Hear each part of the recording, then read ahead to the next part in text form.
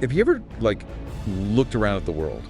I mean, really looked and just been blown away by the sheer beauty of it all, the way everything just works together. It's amazing. But then you have all this, like, I don't know, seeming randomness, you know, suffering, hardship. Right. It makes you wonder, like, how can both exist at the same time? That's a question that people have been wrestling with forever, right? Like, it's driven us to find answers in religion, in philosophy. Science, too. So, like, where do we even begin with trying to find these answers? Well, that's what makes this deep dive so interesting, you know? We're looking at this book, The Tablet of Life, and it basically tackles this huge question head on. If there's this, like, merciful creator, why is there so much suffering? Especially stuff that seems baked into us, you know, like genetically. Exactly. It's like written in our DNA. And that's where this gets really interesting, right? The author, he's not just coming at this from a religious point of view. Yeah. He goes deep into genetics, Yeah. specifically the X chromosome.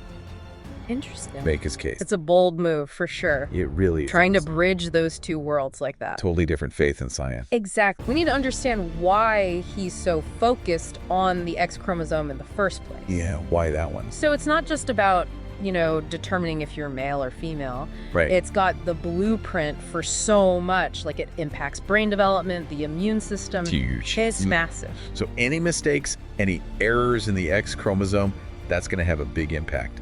Huge ripple effect, yeah, throughout the body. And that's why the author's claim is so wild, right? And it reflects, like, how the X chromosome is structured, how it works. Oh.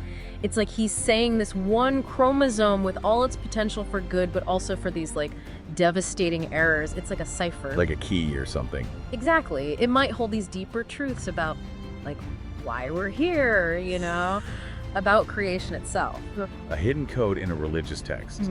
It sounds kind of like, I don't know, the Da Vinci Code or something. Right. So how does he even start to connect those two things? Just scientific exploration.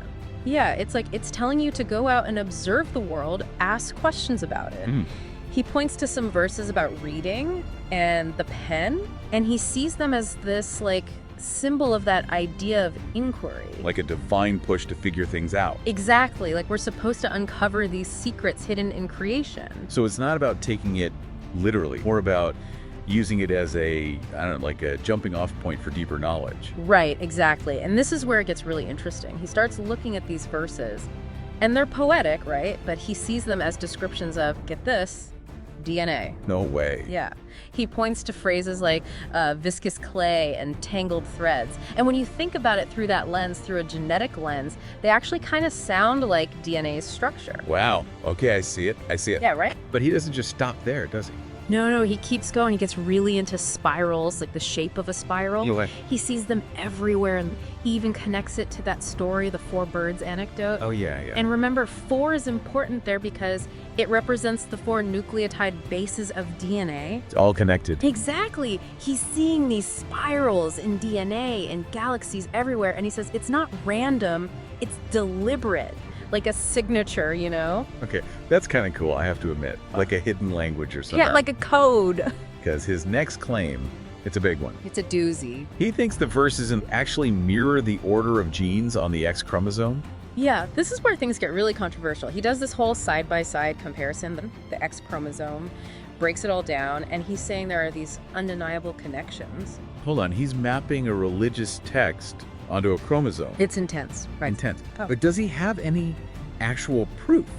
Like specific examples? He does, and this is where it gets really wild. So wait, we're talking about like verses that actually predict what modern genetics is finding. Yeah, and these aren't just like general descriptions of someone being sick or whatever. Right. He finds these verses, and they describe very specific physical problems like malformations. Okay.